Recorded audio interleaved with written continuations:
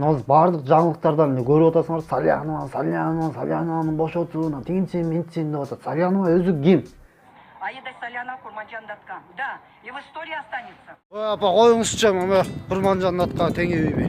Курманжан Датка азыркы учурда биякта мигрант болуп талаалап жүргөн, балдарынан алыстап, балдарын көрбөй же ата-энесинен алыстап жүргөн эже карындаштарыбыз го. Бүгүн эми могу бийликтегилерби, могу Азаттыкпы, билбем кайсы каналдардан ушуларды көрсөтүп атат. Но мен силерге айтайын дегеним, ушу бизге азыр керекпи, да тажап бүттүк. Анан уурлардан да тажап бүттүк. Анан жердешчиликтен да тажап бүттүк.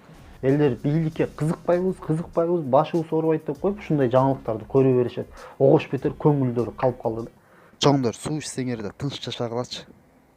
Бул эмне деген каналдар билбейм да. Калган майда чүйдө каналдар жаңы 30 000, 40 000 подписчик чогултуп алгандар. Алар ошолордон информацияны көчүрүп эле, кайра элге таратып эле, башкача монтаждап эле ушинтип жүрүшөт. Биз эми патриот болсок, чын эле ошондой жаңылыктарды көрсөткөн болсок, биз өзүбүз барып тарталы, өзүбүз барып көргөзөлү, ошолордон сурайлы, интервью алалы, ошентип кичине аракет кылбайлыбы? Анан жанагыдай телефондон көрүп, интернеттен көрүп эле, скриншот кылып эле, анан ошо жерден эле тартып эле, анан экрандын нар жак бетине туруп алып эле, там сүйлөп эле, мына. Ушу туурабы? Туура эмес. Эл и так элдин ою, элдин аң сезими и так бийликтен көңүл калып калган, бийликке ишенбей калган. Силер ошону эле кайра эле көрсөтүп эле, элди бөлүп, сөлүп эле бир нерсе, сир нерсе кылып атасыңар да.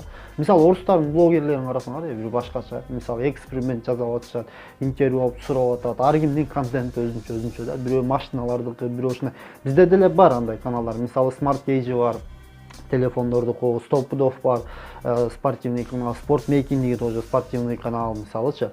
Дагы автордук каналдар бар, ушундай көп каналдар бар, жакшы каналдар бар, аябай. Кереги жок го дейм, баарын мындай жаза бергендин, тарта бергендин да кичине чеги болот дегендей сактап коелу.